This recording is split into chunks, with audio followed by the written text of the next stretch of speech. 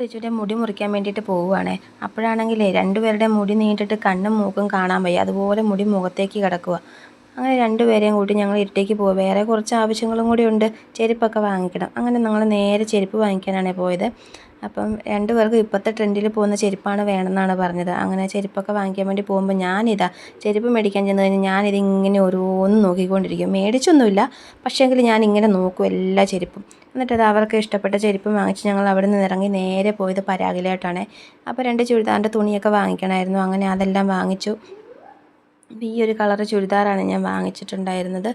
അങ്ങനെ ആ ചുരിദാറ് വാങ്ങിച്ച് ഞങ്ങൾ നേരെ കുറച്ച് ഫാൻസിയിൽ പോയിട്ട് കുറച്ച് ഷാമ്പുവും അങ്ങനത്തെ കുറച്ച് സാധനങ്ങളൊക്കെ വാങ്ങിക്കാനുണ്ടായിരുന്നു. അതും വാങ്ങിച്ച് ഞങ്ങൾ നേരെ മുടി മുറിക്കാൻ വേണ്ടിയിട്ടാണ് വന്നത്.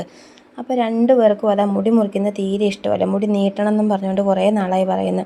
അങ്ങനെ പിടിച്ച പിടിയാൽ രണ്ടുപേരെയും കൊണ്ടുവന്ന് മുടി മുറിക്കും. അപ്പോൾ റിച്ചുവിന് മുടി മുറിച്ച് കയറ്റി പോകുമോ എന്ന് വിചാരിച്ച് കണ്ണാടിയിലിട്ട് തന്നെ നോക്കിയിരിക്കുവാണേ, കയറി പോകുന്നുണ്ടോ എന്ന് വിചാരിച്ചിട്ട്.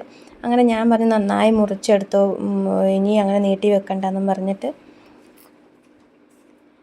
പിന്നെ മുടി നന്നായി മുറിച്ചു. അപ്പോൾ സച്ചുവിൻ്റെ മുടി ഇപ്പോഴും കിടക്കുന്നത് നോക്കിയാൽ മൂക്കിൻ്റെ അവിടം വരെ നീണ്ടിട്ടാണ് മുടിയുള്ളത്.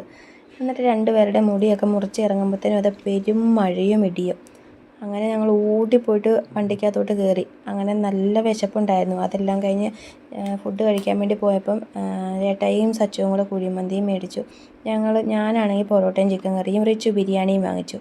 അങ്ങനെ അതെല്ലാം കഴിച്ച്